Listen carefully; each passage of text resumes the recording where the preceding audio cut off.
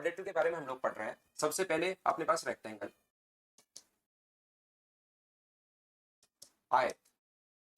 दूसरे नंबर का अपने पास हम लोग साथ ही पढ़ेंगे इनको। दूसरे नंबर का अपने पास स्क्वायर यानी कि वर्ग। स्क्वायर अगर आपको पता हो मैं पहले भी पढ़ा चुका हूं। तीसरे नंबर पर अपने पास पैरेललोग्राम, समांतर चतुर्भुज।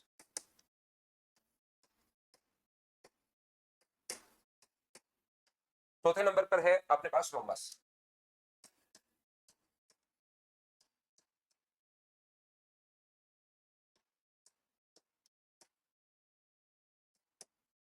समचतुर्भुज। पहली बात आप लोग ध्यान रखना, मैं आपको बताता हूं कि रेक्टेंगल होता क्या है। पहली चीज, रेक्टेंगल जो अपने पास होगा, ध्यान से समझने की कोशिश करना। ऐसी कोई भी आकृति जिसके अपोजिट साइड बराबर और पैरेलल हो, अपोजिट साइड बराबर और पैरेलल हो और प्रत्येक कोण कितने डिग्री हो, 90 डिग्री अगर हो तो उसको हम लोग बोलते हैं रेक्टेंगल। और अगर इसमें चारों साइड बराबर आ जाए यहाँ पर, तो ऐसी आकृति को हम लोग स्क्वायर बोलना शुरू कर देते हैं। ऐसा कोई भी क्वाड्रेटर जिसका प्रत्येक कोण 90 डिग्री हो और चारों साइड अगर बराबर हो तो उसको हम लोग स्क्वायर बोलना शुरू करते हैं। यदि इसका थोड़ा सा खराब रूप, किसका, रेक्टेंगल का, इसको इधर से थोड़ा दबा दिया जाए तो अपने पास जो आकृति बनेगी, मतलब अपोजिट साइड बराबर और पैरेलल तो हो लेकिन प्रत्येक कोण 90 डिग्री अगर नहीं हो, तो ऐसे किसी भी क्वाड्रेटर का जो नाम होता है वो स्पेशल नाम होता है पैरेललोग्राम। ये लीजिए। यदि कभी भी कोई रोम्बस अगर अपने पास है, समचतुर्भुज किसको बोलेंगे, चारों साइड बराबर तो होती है लेकिन प्रत्येक कोण 90 डिग्री नहीं होता, इस चीज को हम लोग बोलते हैं, क्या बोलते हैं, रोम्बस या समचतुर्भुज बोलते हैं। ये आप लोग ध्यान रखना सबसे पहले। तो इधर ध्यान से समझने की कोशिश करना आप लोग। मैं इसको पॉइंट वाइज आप लोगों को पढ़ा रहा हूं। कुछ हम लोग इसके 6-7 पॉइंट हम लोग पढ़ेंगे और इसका जो पहला पॉइंट है वो अपने पास इसके एरिया से ही रिलेटेड है। याद रखना, इसकी एल और बी अगर दिया हुआ है तो इसके एरिया का जो फॉर्मूला होगा वो अपने पास होता है एल इंटू अपने पास बी, लंबाई गुना चौड़ाई।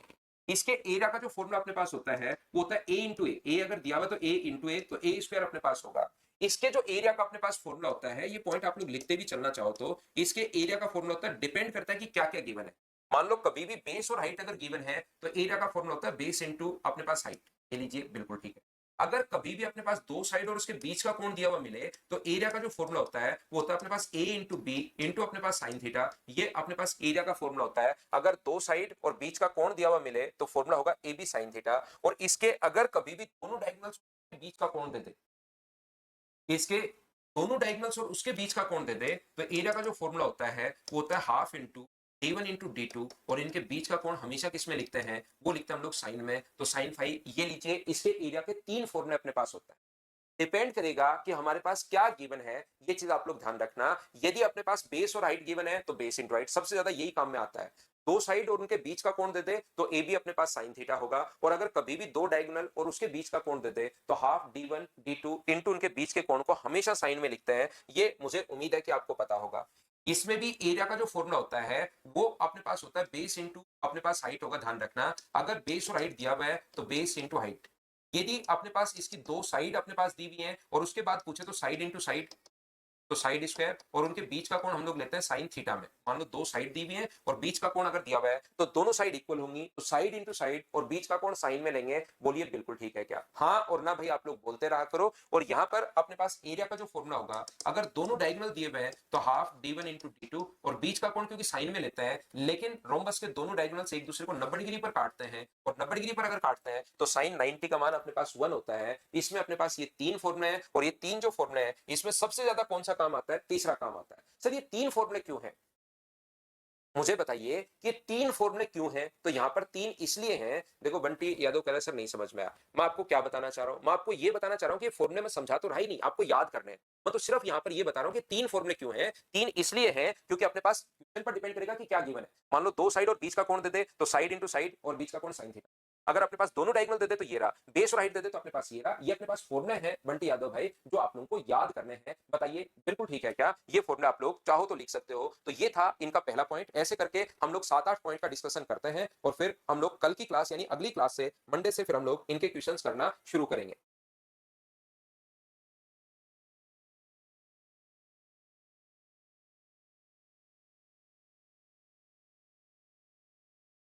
हाँ, इसमें समझने जैसा कुछ है नहीं, फॉर्मूले अपने पास है जो आप लोगों को थोड़ा सा ध्यान रखना है बस। दूसरा पॉइंट, पॉइंट वाइज हम लोग पढ़ते रहते हैं। इसमें याद रखना आप लोग, ये जो अपने पास है रेक्टेंगल, इन्हीं को अब हम लोग पढ़ेंगे। ये चीज आपकी बची हुई है अपने पास। यहाँ पर ध्यान से समझना, पॉइंट नंबर 2। यदि अपने पास कोई भी रेक्टेंगल, अगर अपने पास रेक्टेंगल क्या होगा, ऐसा कोई भी क्वाड्रेटल जिसके अपोजिट साइड बराबर और पैरेलल हो और प्रत्येक कोण कितने डिग्री हो, तो आप कहोगे सर प्रत्येक कोण 90 डिग्री हो, तो वो अपने पास होता है रेक्टेंगल। बार बार मैं बताऊंगा ताकि आपके दिमाग में चीजें सेट हो ही जाए। एक अपने पास होता है स्क्वायर, जिसकी चारों साइड तो बराबर होती है, और डायगोनल खींच दो, चाहे ये वाला डायगोनल खींच दो, चाहे ये वाला डायगोनल, कोई सा भी जो मर्जी आए वो डायगोनल आप लोग ड्रॉ कर लीजिए। इसका जो डायगोनल होता है वो एरिया को दो बराबर बराबर भागों में बांटता है, एरिया को टू इक्वल पार्ट्स में बांटता है। दूसरा पॉइंट आप लोग ये लिख लीजिए, ये चीजें बहुत काम में आएंगी, ध्यान रखना बाद में। इसका जो विकर्ण होता है वो एक दूसरे को समद्विभाजित करता है, एरिया को समद्विभाजित करता है, विकर्ण दो बराबर बराबर भागों में बांटता है। अब किसी बच्चे को लगता है कि सर क्यों बांटता है, तो याद रखना अपोजिट साइड बराबर होती है, ए और ए, ये साइड इसके बराबर है बी और बी, और ये साइड बीच वाली मान लो सी अगर है तो कॉमन होने के कारण बराबर है। अगर तीनों साइड ही बराबर हो गई किसी भी ट्रायंगल की, तो क्या एरिया भी अपने पास बराबर होगा? क्या तीनों साइड अगर बराबर है तो एरिया भी अपने पास बराबर हो गया? बोलिए ठीक है क्या? सर लिखने तो दो, लिख लो गौरव, ये चीज लिख लीजिए भाई, ये आप लोग लिख लीजिए। मेरी पीडीएफ जो है, मैं ये जो अपडेट होने का आपका अपडेट हो गया, मैं डलवा दूंगा आज की क्लास में, नहीं तो कुछ बच्चों को मिलेगी कुछ को नहीं मिलेगी, फिर वो परेशान करना शुरू कर देंगे। तो पीडीएफ में डलवा देता हूं, आप लोग उससे पढ़ लेना। लेकिन मैंने पहली क्लास में भी लिखा था भाई, मेरा तो काम है बच्चों को ये चीजें लिख कर देना, पीडीएफ डलवाना, लेकिन आप लोग इन क्वेश्चंस को, इनको एक बार खुद के हाथ से जरूर लिखोगे। आपको समझाता हूं, उम्मीद है ये आप लोगों ने लिख लिया होगा प्रत्येक बच्चे। पहली बात रेक्टेंगल, हर बार बताऊंगा, पढ़ते पढ़ते बोर हो जाओगे कि सर रेक्टेंगल होता क्या है, 20 बार तो बता दिया आपने। अपोजिट साइड बराबर और पैरेलल होगी, और प्रत्येक जो एंगल होगा वो कितने डिग्री होगा, तो आप कहोगे सर 90 डिग्री। स्क्वायर में चारों साइड अपने पास बराबर और अपने पास बराबर होती है, और प्रत्येक एंगल कितने डिग्री होता है, 90 डिग्री। रेक्टेंगल इसी से बना है, बस प्रत्येक पैरेललोग्राम, प्रत्येक एंगल 90 डिग्री नहीं होता। ये जो अपने पास है प्रत्येक एंगल 90 डिग्री अगर नहीं है तो अपने पास ये पैरेललोग्राम बन जाएगा, और चारों साइड बराबर, और अपने पास यहाँ पर ये लीजिए। याद रखना इसमें अपने पास तीसरा पॉइंट मैं आपको ये बता रहा हूँ कि जो दोनों के दोनों जो डायगोनल क्लास की पीडीएफ संदीप पॉसिबल नहीं है। यहाँ पर मैं आप लोगों को ये बताने की कोशिश कर रहा हूँ कि यहाँ पर जो दोनों के दोनों डायगोनल्स अपने पास होते हैं वो एक दूसरे को इक्वली बाइसेक्ट अगर करते हैं, तो ये डायगोनल एरिया को देखिए बराबर बराबर बांटता है, और दूसरा जो डायगोनल होगा वो एरिया को चार बराबर बराबर भागों में बांटता है। दोनों जो डायगोनल होंगे वो याद रखना एरिया को चार इक्वल पार्ट्स में डिवाइड करते हैं। दोनों जो डायगोनल होते हैं वो एरिया को चार बराबर बराबर भागों में अपने पास बांटते हैं। ये आप लोग तीसरा पॉइंट याद कर लीजिए। ऐसे हम लोग 6-7 पॉइंट हम लोग पढ़ते हैं इसके क्वाड्रेटर्स के, जो अपने पास यहाँ पर काम में आएगा। दोनों जो डायगोनल्स अपने पास होते हैं वो एरिया को चार बराबर बराबर भागों में बांटते हैं। दोनों डायगोनल्स एरिया को 4 इक्वल पार्ट्स में डिवाइड करते हैं, चार बराबर बराबर भागों में बांटते हैं। आप लोग ये बात ध्यान रखें। अब किसी बच्चे को अगर लगता है कि सर क्यों करते हैं, तो याद रखना अपने पास एरिया का जो फॉर्मुला होता है वो वही होता है जो बेस का फॉर्मुला है। एरिया का जो फॉर्मुला है ध्यान से समझने की कोशिश करना, किसी भी ट्रायंगल में एरिया का फॉर्मुला वही होगा, एरिया का रेशियो वही होगा जो बेस का अपने पास रेशियो है। रेशियो की मैं बात कर रहा हूं, मान लो इस ट्रायंगल में कि यहाँ पर बेस का जो रेशियो है वो 3:5:2 है, तो याद रखना ट्रायंगल के एरिया का रेशियो भी अपने पास 5:2 होगा। याद रखना क्यों? क्योंकि बेस से ट्रायंगल के एरिया का फॉर्मुला क्या होता है, half into base into height, half into base into height, तो दोनों की हाइट तो सेम है, एच से एच कट जाएगा, हाफ से हाफ कट जाएगा, तो जो बेस का रेशियो होता है ना वही एरिया का रेशियो होता है। और यहाँ पर दोनों डायगोनल एक दूसरे को इक्वली बाइसेक्ट करते हैं। दोनों डायगोनल अगर एक दूसरे को इक्वली बाइसेक्ट करें, मतलब ये दूरी और ये दूरी बराबर है, तो बेस का रेशियो अगर 1:1 है तो क्या एरिया का रेशियो भी 1:1 हो जाएगा? क्या आधा अपने पास पहले हो चुका था और आधे को फिर से बराबर बराबर बांटोगे तो कितना हो जाएगा, 1/4 अपने पास हो जाएगा। इसलिए ध्यान रखना दोनों डायगोनल्स एरिया को चार बराबर बराबर भागों में बांटते हैं। मैं क्या समझाना चाह रहा हूं, मैं आपको ये बताने की कोशिश कर रहा हूं कि सर आधा तो पहले हो चुका है, और जैसे ही दूसरा डायगोनल आप लोग खींचोगे तो मिड पॉइंट पर मिलता है, तो मिड पॉइंट पर मिलने के बाद ये एरिया को फिर से जैसे मिड पॉइंट पर मिलेगा तो एरिया फिर से आधा हो जाएगा, क्योंकि जो बेस का रेशियो होता है वही एरिया का रेशियो, और 1/2 को आधा करोगे तो 1/2 का आधा, क्या 1/4 यही होगा? हाँ और ना बताइए, क्या बिल्कुल ठीक है? क्या बिल्कुल ठीक है सुमित, आपको चीजें मतलब याद हो रही है, बहुत अच्छी बात है भाई। हाँ और ना बताइए, ये मैंने आपको क्या समझा दिया है, क्या ये चीज आप लोग अच्छे से ढंग से बढ़िया तरीके से समझ पाए हो? क्या एक बार हाँ और ना बताना प्रत्येक बच्चा। उम्मीद है तीसरा पॉइंट आप लोग समझ पाए होंगे। मैं थोड़ा सा और आगे बढ़ता हूँ और पॉइंट नंबर आपको लेकर चलता हूँ 4 नंबर पर। जो डायगोनल होता है एरिया को चार बराबर बराबर भागों में, बस इतना सा ही पॉइंट है। चौथा पॉइंट मैं आपको बताता हूँ, पॉइंट नंबर अपने पास 4, क्वाड्रेटर्स के बारे में हम लोग पढ़ रहे हैं, चतुर्भुज के बारे में हम लोग पढ़ रहे हैं, और पॉइंट नंबर 4 अपने पास ये है, अगर अपोजिट साइड बराबर और पैरेलल अपने पास हो तो अपने पास रेक्टेंगल होता है। यदि अपने पास चारों साइड बराबर हो तो अपने पास ये जो होगा स्क्वायर होगा, और ईच एंगल राइट एंगल होगा 90 डिग्री का होगा। यदि अपोजिट साइड बराबर और पैरेलल तो है लेकिन प्रत्येक एंगल 90 डिग्री नहीं है, तो ये अपने पास पैरेललोग्राम है, और ये अपने पास रोमस है। चारों साइड बराबर और पैरेलल तो है लेकिन प्रत्येक कोण 90 डिग्री नहीं है। तो 4 नंबर पॉइंट आप लोग ध्यान रखना, इसके अंदर कोई सी भी साइड ले लो, कोई सी भी एक कंप्लीट साइड ले लो, और दूसरे के इसको अगर आप लोग ऐसे मिला तो ये ऊपर वाले का मिड पॉइंट होना जरूरी नहीं है। तो इसका जो एरिया होता है वो याद रखना टोटल का हाफ होगा, हाफ इंटू अपने पास बेस इंटू हाइट होता है, तो इसका एरिया टोटल का हाफ होगा, ये आप लोग याद रखना। एक अगर आप लोग पूरी साइड आप लोग लेते हो, ध्यान से समझने की कोशिश करना, एक कोई सी भी आप लोग साइड ले सकते और दूसरे के इसके साइड के किसी भी पॉइंट से, ध्यान रखना मिड पॉइंट होना जरूरी नहीं है, तो किसी से भी मिलाओगे तो ये जो ट्रायंगल अपने पास बनेगा इसका एरिया टोटल का हाफ होगा। कोई सी भी साइड आप लोग ले सकते हो, याद रखना ऊपर वाली नीचे वाली दाएं बाएं कोई सी भी साइड ले सकते हो, तो ये जो ट्रायंगल बनता है इसका एरिया टोटल का हाफ होता है। ये आप लोग ध्यान रखना, ये आप लोग याद रखना। अब सर बात आती है कि ऐसा होता क्यों है, इसका जो एरिया हुआ ऐसे टोटल अचानक इसका हाफ कैसे हो गया, तो मुझे एक बात बताओ, एक पॉइंट में मैं समझा देता हूं, जैसे इसी में मैं आपको बता देता हूं। इसके एरिया का जो फॉर्मूला होता है बेस इंटू हाइट। ये अपने पास जैसे आप लोग ट्रायंगल बनाते हो मिड पॉइंट होना जरूरी नहीं है, लेकिन इसकी हाइट अगर अपने पास h है तो अपने पास इस जो पैरेललोग्राम है उसके एरिया का फॉर्मूला होगा बेस इंटू हाइट। बिल्कुल ठीक है, लेकिन इस ट्रायंगल का एरिया क्या होगा मुझे बताओ। तो ट्रायंगल का जो एरिया होगा वो अपने पास कितना होना है, बेस तो मैंने खुद ने सेम बोल दिया है, बेस मैंने सेम बोल दिया है, और हाइट अपने पास सेम होनी है दो पैरेलल लाइंस के बीच। तो बताओ इस ट्रायंगल का जो एरिया होगा वो क्या half into base into height होगा? क्या आप कहोगे sir half into base into height होगा, तो बेस इंटू हाइट तो इसका पहले से था और यहाँ पर हाफ लग गया है, तो इसका एरिया में टोटल का क्या हाफ बोल सकता हूँ क्या? बोलो बिल्कुल ठीक है क्या? बिल्कुल विशाल पहुंच रहा है भाई, क्या प्लीज सर बता क्या लिख रहे हो आप? लाइव में कमेंट कर सकते हो, बाद में रिकॉर्डेड में तो कैसे कर पाओगे कमेंट?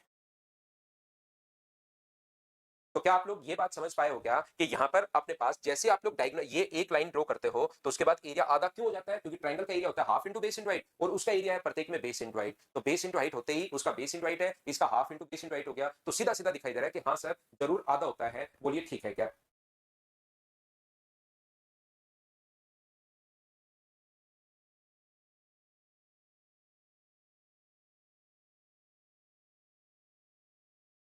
अगला जो पॉइंट है 4 नंबर के बाद, मैं इसको मैं मिटा रहा हूँ भाई, उम्मीद है आप लोगों ने लिख लिया होगा, मैं वापस रिपीट कर देता हूँ।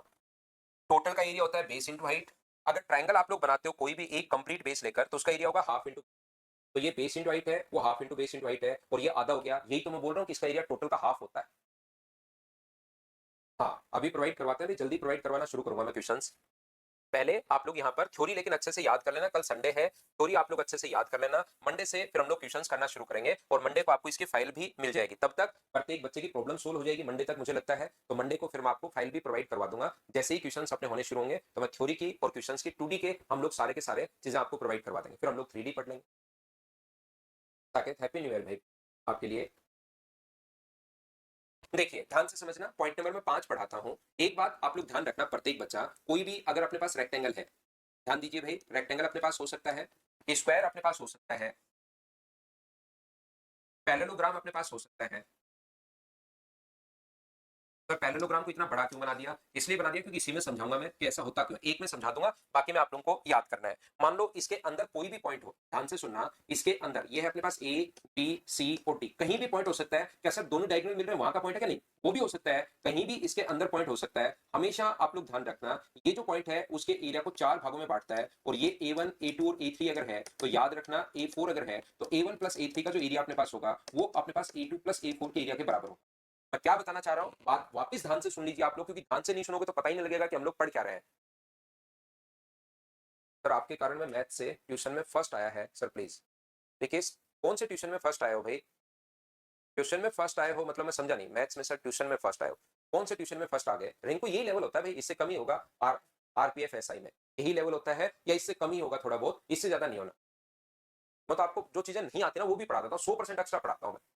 रिकेश अच्छा ट्यूशन, तो एग्जाम में रैंक फर्स्ट आई है ना आपकी, ट्यूशन में कैसे? मैं ट्यूशन नहीं समझा आपकी बात, तो वो कोई एग्जाम दिया होगा रिकेश आपने, उसमें फर्स्ट आए होंगे आप, या ट्यूशन करवाते हैं आप, पता नहीं क्या कहना चाह रहे हो, मैं समझ नहीं पाया भाई, हो सकता है मेरी गलती हो। यहाँ पर अपने पास इस प्रकार से ये जो अपने पास लिखा हुआ है कहीं भी पॉइंट है याद रखना, कोई बच्चा कहेगा कि सर दोनों डायगोनल्स में वो वाला पॉइंट है, कि बार बार मना कर रहा हूं कि वो वाला हो सकता है, वो वाला होता है तब तो चारों बराबर ही हो जाते हैं, अब की बार कहीं पर कोई भी पॉइंट अपने पास हो सकता है, तो याद रखना अपने पास 4 एरिया है A1 A2 A3 और A4, तो इनमें अपोजिट 3 दे देगा और चौथा आपसे पूछेगा, तो A1 प्लस A3 बराबर होता है A2 प्लस A4 के बराबर होता है, ये चीज आप लोग ध्यान रखना। बोलिए ठीक है क्या? कल नहीं डलवाएंगे राजेंद्र सिंह? कल नहीं डलवाएंगे, पीडीएफ आपकी मंडे को मैं डलवाऊंगा, उसी दिन आप लोग वहां से, क्योंकि मंडे तक अब ये छोटी छोटी जो प्रॉब्लम है ना, कल संडे है तो वो सोल्व हो जाएंगे। अभिषेक डलवाते हैं भी, आपकी क्लास भी डलवाता है।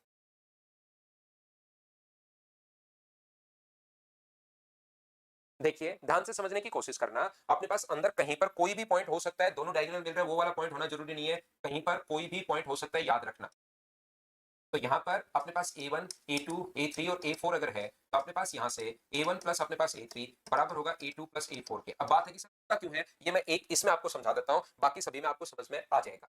यहाँ पर मान लीजिए कोई भी अपने पास पॉइंट है, ये लीजिए, इसको अगर आप लोग मिलाते हो A1 A2 A3 और A4, ये अपने पास A1 है, ये A2 है, ये A3 है और ये अपने पास A4 है। इसका हाइट मान लीजिए, यहाँ से मैं हाइट मानता हूँ, ये A3 है और ये अपने पास एरिया A1 है। इसकी जो हाइट है वो मैं मान लेता हूँ H1 है। इस ट्रायंगल की जो हाइट है वो अपने पास कितनी है, मैंने मान ली H1 है, और इस ट्रायंगल की जो हाइट है वो कितनी मान ली मैंने, H2 है। और मुझे बताइए क्या लिखा जा सकता है क्या कि टोटल हाइट अगर H है तो क्या मैं लिख सकता हूँ क्या कि H बराबर अपने पास H1 प्लस H2, ऐसा क्या लिखा जा सकता है क्या? एक बार बताना सभी लोग मिलकर कि H बराबर H1 प्लस H2 क्या लिखा जा सकता है क्या? बताइए मुझे।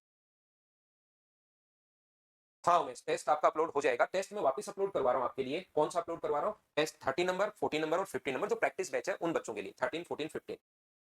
हाँ हो जाएगा, बिल्कुल हो जाएगा संदीप। बोलिए बिल्कुल ठीक है क्या?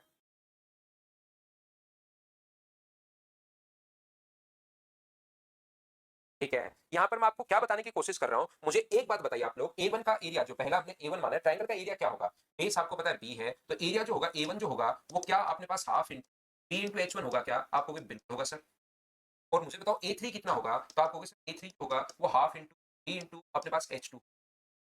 यदि मैं दोनों को जोड़ दूं, यदि मैं यहाँ पर दोनों को जोड़ दूं, तो मुझे बताओ A1 प्लस अपने पास A2 बराबर कितना आ जाएगा? तो हाफ और B तो अपने पास कॉमन आ जाएगा जब ऐड करोगे, तो अंदर क्या बचेगा? तो अंदर बचेगा H1 प्लस H2। और H1 प्लस H2 की जगह क्या लिख सकते हो? तो H1 प्लस H2 की जगह क्या आप लोग हाइट लिख सकते हो क्या? Base into height. तो इन दोनों का एरिया टोटल का अपने पास हाफ आ गया। इन दोनों का जो एरिया है वो टोटल का अपने पास हाफ आ गया है, तो बचे हुए दोनों का एरिया भी टोटल का क्या हाफ होगा क्या? कोई चीज आपके पास चार दोस्त हो, आपके पास 100 रुपए आपके पास है, उनमें से दो के पास अगर 50 है तो बचे हुए दो के पास भी 50 ही होंगे क्या? आधी चीज अगर एक के पास आ गई है, दो दोस्त के पास ए बी सी और डी, चार दोस्त आप लोग हो, आपके पास ए और सी के पास अगर 100 रुपए है, तो मुझे बताइए क्या बी और डी के पास भी 100 रुपए ही होंगे क्या? तो टोटल 100 है, दो लोगों के पास अगर 50 है तो हम लोग कहेंगे इन दोनों का सम इन दोनों के सम के बराबर होगा, ऐसा हम लोग बोल सकते हैं। तो टोटल का एरिया तो अपने पास था 20 × टोटल का एरिया अपने पास 20 × 8 था, और इन दो दोस्त के पास जो एरिया आ गया A1 और A3 अपने पास है, ये A3 है, इन दो दोस्त के पास जो एरिया अपने पास आ गया है वो मुझे बताइए क्या हाफ आ गया है? तो बचे हुए दो दोस्त के पास इसमें से टोटल में से घटा दोगे तो बचे हुए दोनों A2 प्लस A4 के पास भी क्या हाफ ही बचेगा क्या? 50% अपने पास इसके पास बचेगा, तो क्या लिख सकते हैं क्या यहाँ से A1 प्लस A3 बराबर होगा किसके? A2 प्लस A4 के बराबर होगा। ये चीज आप लोग रखना, इसका कोई क्वेश्चन आ सकता है एरिया से रिलेटेड, वो चीजें मैं सारी की सारी आपको पढ़ाते हुए जा रहा हूँ, चाहो तो आप लोग लिख सकते हो, सब बच्चे लिख लीजिए भाई।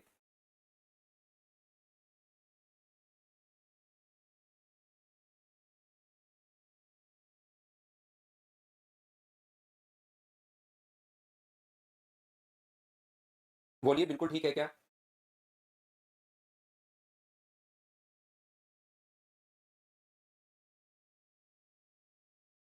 क्या हम लोग आगे बढ़े? ये था अपने पास पॉइंट नंबर 5। अगला मैं पॉइंट पर आपको लेकर चलता हूँ, पॉइंट नंबर 6 पर। उम्मीद है मुझे कि ये बात आप लोगों को अच्छे से ढंग से ठीक से समझ में आ गई होगी। A1 प्लस A3 बराबर A2 प्लस A4 लिख लिया है क्या? तो आगे चलते हैं।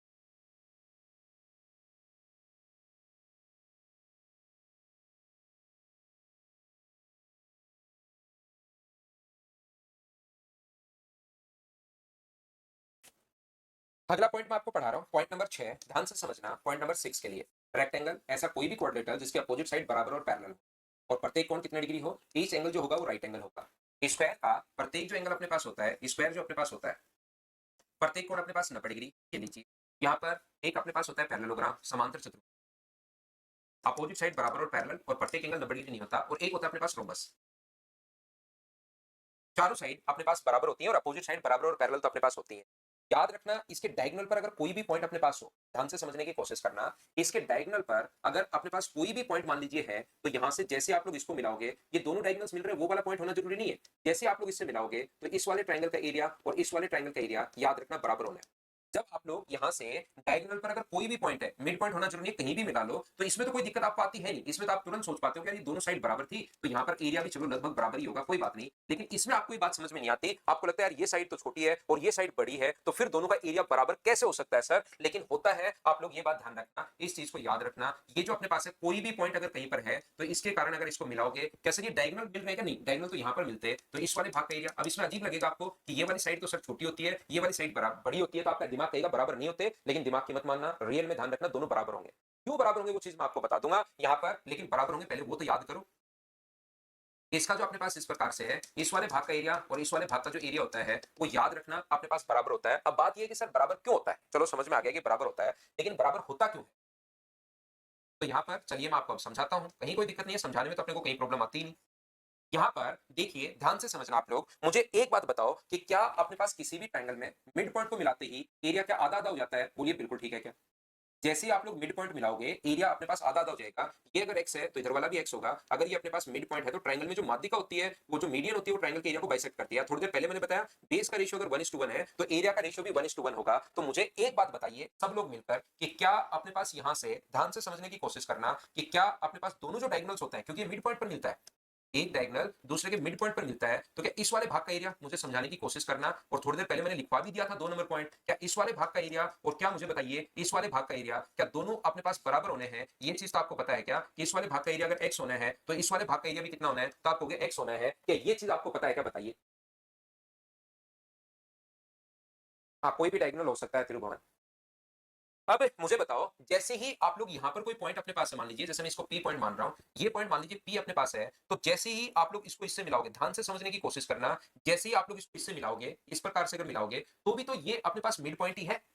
तब भी तो अपने पास ये मिड पॉइंट ही है, तो मुझे बताओ क्या इस वाले, जब भी मिड पॉइंट है तो क्या इस वाले ट्रायंगल का, इस ग्रीन वाले ट्रायंगल का एरिया और इस ग्रीन वाले ट्रायंगल का जो एरिया है, वो मुझे बताइए क्या बराबर होना है क्या? आपको भी बराबर होना है सर। ये तो सुबह से यही तो पढ़ते हुए आ रहे हैं कि जैसे ही अपने पास ये दोनों अगर बराबर है, तो एरिया का रेशियो अपने पास यही होगा, दोनों बराबर है तो एरिया बराबर बराबर होगा। तो इस ग्रीन वाले को अगर मैं y मानूं, इस ग्रीन वाले को अगर मैं y मानूं, टोटल का जो एरिया था वो x था, ग्रीन वाला अगर अपने पास y हो गया है, तो ऊपर वाला जो रेड वाला बचा, ये कितना हो गया है? तो आप कहोगे सर x माइनस वाई हो गया है। टोटल अपने पास x था और इसको अगर मैं y मान लूं, तो ये ऊपर सिर्फ रेड वाला जो बचा वो क्या x माइनस वाई बचा क्या? तो ये रेड वाला भी x माइनस वाई बचा, ये भी x माइनस वाई बचा, फिर नीचे वाले को मैंने पूरा हटा दिया। इतना करने के बाद नीचे वाली चीजें मैंने गायब भी कर दी और मैंने बता दिया कि ऊपर वाले दोनों भाग का जो क्षेत्रफल होता है वो हमेशा बराबर होता है, इसका एरिया और इसका एरिया बराबर होता है। सिर्फ मैंने ये चीज पढ़ा दी, बीच वाली चीजें मैंने हटा दी है। उम्मीद है आप लोग इस बात को सभी बच्चे अच्छे से, ढंग से, बढ़िया तरीके से समझ पाए होंगे।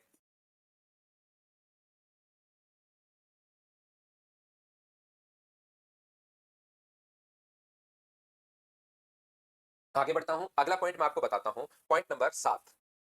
ये पॉइंट नंबर 7 इंपॉर्टेंट है भाई, इस पर बेस्ड क्वेश्चंस काफी बार आ जाते हैं, इस चीज को आप लोग ध्यान रखना। पॉइंट नंबर 7 को, 7 नंबर जो पॉइंट अपने पास है, ये अपने पास एक रेक्टेंगल है, ये अपने पास एक स्क्वायर है, एक अपने पास पैरेललोग्राम है,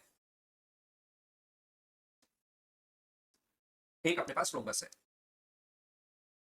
याद रखना, किन्हीं भी एक वर्टेक्स से दो साइड के मिड पॉइंट को मिलाने वाली जो लाइन होती है, एक वर्टेक्स से दोनों साइड के मिड पॉइंट है, की बार ये याद रखना, ये मिड पॉइंट है, कोई भी पॉइंट नहीं है, मिड पॉइंट है, ये भी मिड पॉइंट है, ये भी मिड पॉइंट है, तो इस ट्रायंगल का एरिया टोटल का 3/8 होता है। यहाँ पर ये अपने पास यहाँ से मिड पॉइंट अगर है, तो इसका जो एरिया अपने पास होता है वो याद रखना टोटल का 3/8 होता है। ये चीज आप लोगों को रटनी है, ये चीज आप लोगों को याद करनी है।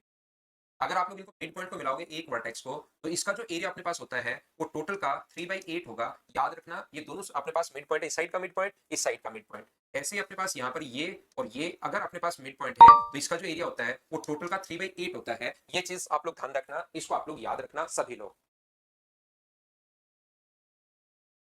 बिल्कुल वो भी बराबर होगा भाई। हाँ, एक बार और देखना ना इन चीजों को, क्योंकि आप लोगों के लिए हो सकता है ये चीज थोड़ी सी बार बार पॉइंट 7 हो गए हैं, इसके 7-8 पॉइंट हम लोग पढ़ते हैं ज्योमेट्री में और 7-8 पॉइंट ही हम लोग यहाँ पर पढ़ते हैं। तो मुझे एक बात बताइए आप लोग, क्या अब आपको थोड़ी सी यहाँ पर ये चीज पता होनी जरूरी है, क्योंकि एरिया से रिलेटेड ये चीजें हैं। जैसे ही आप लोग यहाँ से मिड पॉइंट को मिलाते हो, तो मिड पॉइंट को मिलाने वाली जो लाइन होती है वो तीसरे से आती है और पैरेलल होती है, और दोनों के दोनों ट्रायंगल सिमिलर हो जाते हैं, तो इनकी साइड का जो रेशियो अपने पास है, ध्यान से समझना, साइड छोटे वाले ट्रायंगल की साइड 1 है और बड़े वाले ट्रायंगल की जो साइड है वो 1 नहीं है, बड़े वाले की साइड 2 है। और ये जैसे ही लाइन पैरेलल होगी, ट्रायंगल सिमिलर होंगे, और सिमिलर ट्रायंगल की साइड का रेशियो अगर दिया हुआ है, तो एरिया का जो रेशियो होगा वो कितना होगा? तो आप बोलोगे सर एरिया का जो रेशियो होगा वो 1:4 होगा।